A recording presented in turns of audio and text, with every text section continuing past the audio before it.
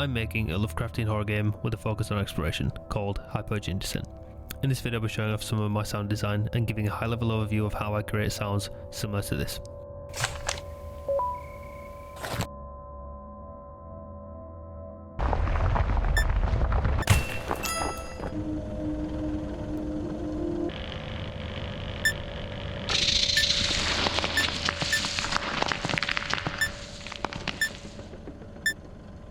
I'll also give a quick roundup towards the end of the video of the general progress of the game overall. Okay, well, let's get into it.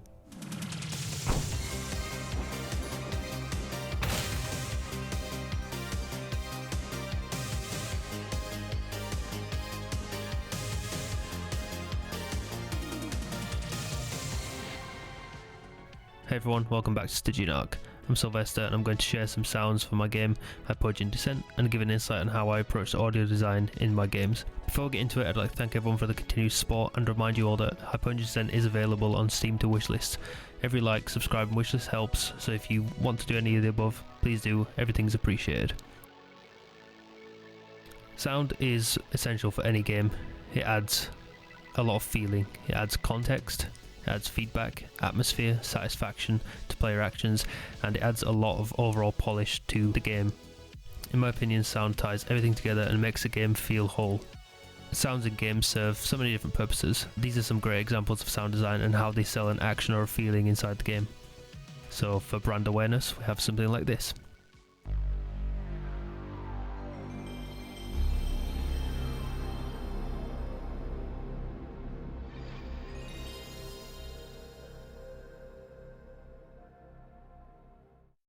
For intrigue, to tell the player something might be around the corner like a secret, we have this.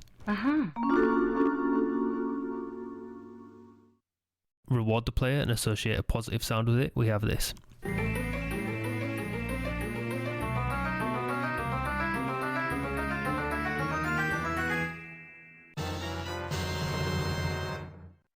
If we succeed a difficult action in the game, we have this. If you want to tell the player that they failed something or convey a negative emotion, we have this. If you want the player to feel pumped up before they play the game, we can have music like this.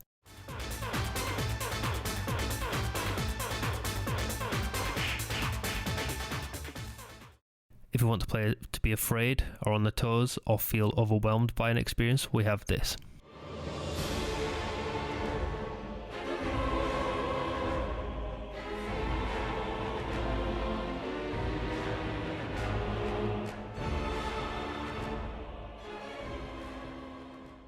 If you want the player to feel the feelings of the characters in the game, we might have something like this.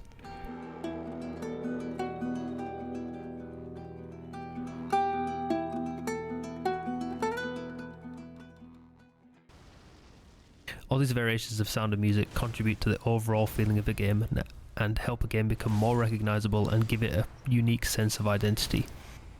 As I'm sure you've all got in your heads some iconic sound from a game that when you hear it, it can only be associated with that game. Now I'm going to move forward to showing you how I make sounds for my game. So I just want to say before we get into this, I have a fair amount of experience with music and sound in general. I haven't got too much experience in making sounds for games, but I have got about 10 to 15 years of experience writing music and working within software for making music. So the approach and software choices may be different from other videos you might have seen on sound design in games, but generally these principles remain the same. So without further ado, I'll show you my process to creating sounds. So first off, I get a good reference image or video of the environment, action, animation, whatever it is from the game that I'm trying to make sounds for. I get a nice collection of references so I can look back on them and see if my sound is lining up with the visual of the in-game asset. Once I've got my reference, I'll just spend some time with it and look at it and try to come up with a sound that fits that. So for example, if I'm writing music for an environment, I'll maybe pick up my guitar or a keyboard or some MIDI and just try to write something really quickly to try to evoke a feeling and try to get a sense of direction of where I'm going. Or I'll just make a sound with my mouth and try like hum along or sing or make some disgusting noise to try fit what I'm trying to do, just as to get my head in the right space for making the actual real production sound. Here's my reference, which is a mining animation for the game. I have an idea of what I want, and I've identified 2 different places where the sounds need to be. The first sound will actually be the mining animation, so every time you press the button to mine, it needs to have the sound of the machine doing that action. But then the second sound is the sound of something being hit by the jackhammer. And these 2 sounds will accompany each other to create like a fuller experience for the player. So I know right from the start that these 2 sounds always need to fit together and need to feel right to the player. Now, you might be thinking that the most logical step is to just try and make something sound as realistic as possible, but that's sometimes not the best approach. You want to think about not only is it realistic and believable, but it has to stand out from all the other sounds. It's performing a very important action. I need the player to always be able to hear that, to always get that feedback and always understand what's going on. So because of that, I kind of know that the sound is going to be used quite a lot, so it can't be boring, it has to be satisfying, and it has to be something that won't fatigue on the ears too much. But I also need it to be recognizable. I need something that stands out from the sound, that makes it very unique from the rest. So just looking at the animation, I need a sound of the charge up, like to build anticipation of that animation, and then I need a release of that energy and the release of the animation to signify the second half of it, where it's actually doing something. So for example, I like the idea of something that sounds like an electrical machine charging up as the anticipation, and then the release to be like a brutish sound of like maybe like a piston, like some heavy machinery being flung around. I really like that sound, and I want it to feel weighty. Something else that I think would add a bit more uniqueness to the sound is like a ping sound. Think of like the M1 Garand rifle. When it runs out of bullets, it does this really satisfying ping like this. I want to add something like that into the animation just to give it like a unique flair. Now that I have the ideas, I'll start gathering sounds. I'll get what I call dry sounds. These are sounds that have like no effects on them and are very basic. So I'll purposefully look for sounds that don't have any reverb, any delay, any effects on them, nothing like that. I just want them to be as basic as possible because I can add all those effects afterwards. Create these sounds myself, either with something that I have referenced lying around the house, or I'll use my mouth, or I'll use any equipment I have. I'll just go onto the internet and go to things like freesound.org. They have a fantastic library of free sounds that you can use. Just keep in mind, you need to give credit where credit's due for using these sounds. Something to consider when looking for sounds and making them is you're probably not going to find the correct sound straight away, and you probably never will. You're going to have to combine a whole bunch of sounds. So if you have a sound in your head or a reference sound, try to split that up into multiple parts and just think about how you can combine different sounds to create one unique sound. Often sounds are made up of 5 to 10 different sounds combined together that creates like one singular, very unique sound. Look at this example here. I've got plenty of sounds, I've got loads of different things here, and some I found even more than this, and I ended up scrapping a lot of them because it didn't work. But basically now I take all the sounds that I think are going to fit into this sound and I put them into my DAW. So I use Reaper. It's a software that I have the most experience with, so this feels natural to me. It's very much like any other DAW you can find out there. I've seen a lot of people use Audacity, which is fine if you just want a quick, simple sound and you don't want to have to learn something as complex as like Reaper or Logic. But I feel like it does have a lot less features, and I don't like the workspace as much. Like I just don't think it's nowhere near as good as something like Reaper or Logic. But Audacity is good if you're just starting out and you need something very basic. So the way that my workflow is, I take each sound and I put them onto separate tracks. I'll test out spacing, volume, equalizing, mixing, cutting, and just trying to fit them together into something that works generally. I'm not too worried about getting it perfect right now. I'm just trying to get a good reference to the flow of the sound or music, and then just figure out where everything goes.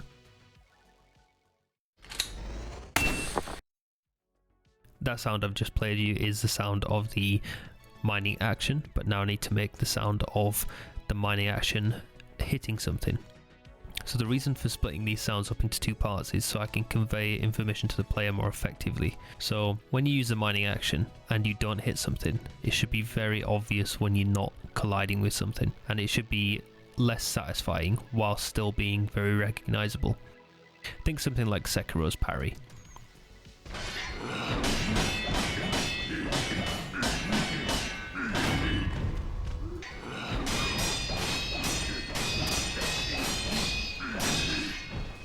When you block or just parry generally at the right time, you get a nice sound and you get some nice effects, but when you perfect parry, you get a very satisfying noise that just is so satisfying that it makes you want to learn the correct parry timing. It rewards you for doing it just through something as simple as audio feedback. Like, there's such a nice sound to hear that it's a reward for the player doing the correct thing.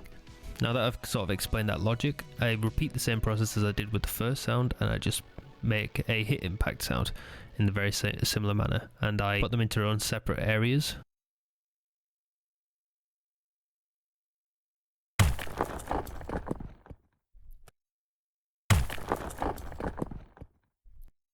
Next I move forward with editing the sounds, and the reason for editing sounds is so I can unify them and make them fit together properly and just make them sound like they're supposed to be together. I like to start with EQ. This just helped me cut out certain frequencies that I don't want.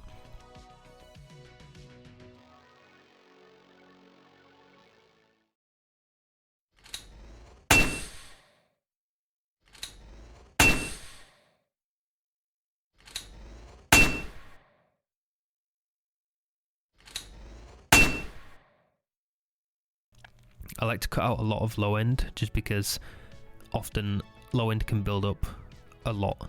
And it ends up whether you get really muddy audio that's really boomy and it's a bit too much. A lot of headphones as well tend to boost the bass, so I want to account for that and make sure that when people play my game and they listen to it on gaming headphones, that the bass isn't too overwhelming. Also add the compression to the folder of the sounds, and this just helps it make it so the volume's a bit more even out and it's not as erratic. This just helps mix everything together later. There's less range in the volume spikes in parts of the sound, which just helps everything fit together better.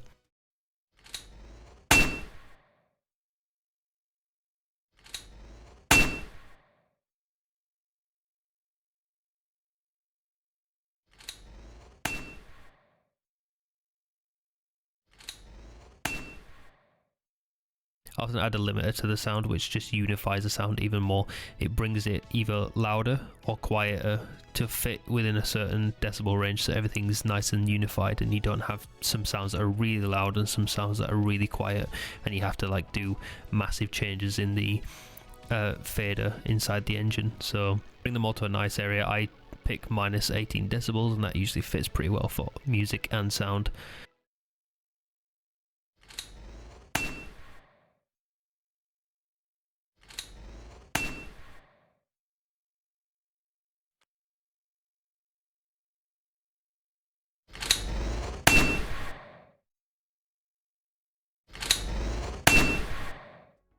So now I feel like I've got a pretty good raw sound. It hasn't got any effects on it just yet, but for now that works really well.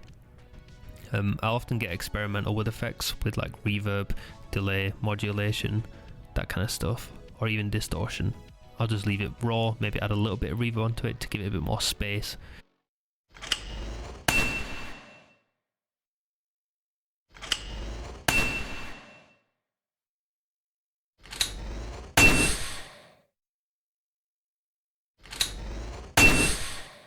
Now just export those sounds, put them into the engine, and then put them onto the animations where I want them to be. But this is the final result.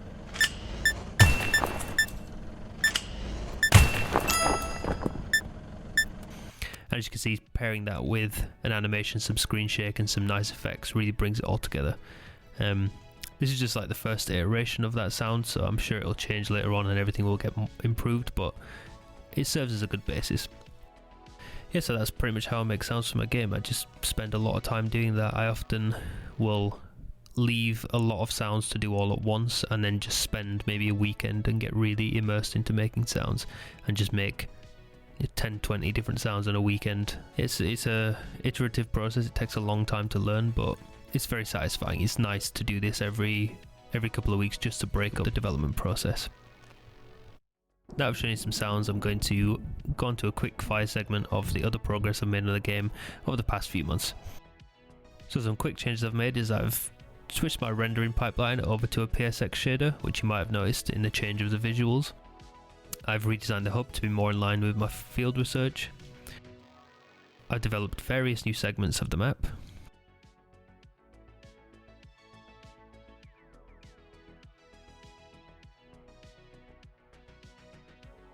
I've begun work on level goals and set pieces for each mission. I've added a zipline mechanic, I've added a flamethrower, and just some general miscellaneous bug fixing, balancing, and I've done a pretty big update to the Steam store. So that just about wraps up this video. I'd like to thank everyone for watching and supporting Stygian Arc. Once again, please consider wishlisting the game or subscribing if you enjoy the content. Right now I'm kind of in the thick of development. It's just been a lot of work. I've just putting my head down and just getting the work done really, so I apologise for the lack of videos. But yeah, the overall goal for this year is to get a demo out and just get a lot of feedback and then make essential tweaks to my game before it gets too far into development. But before then I just want to get it really well polished and get it into a state where once people play the demo they actually have a solid idea of what the game is and they can take away like that experience and be hungry and ready for the full game.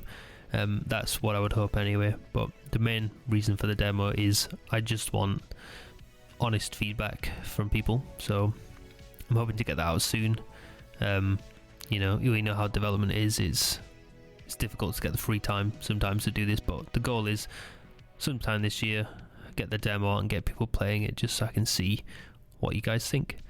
But yeah, thanks again for the support and thank you for watching. I'll see you in the next one.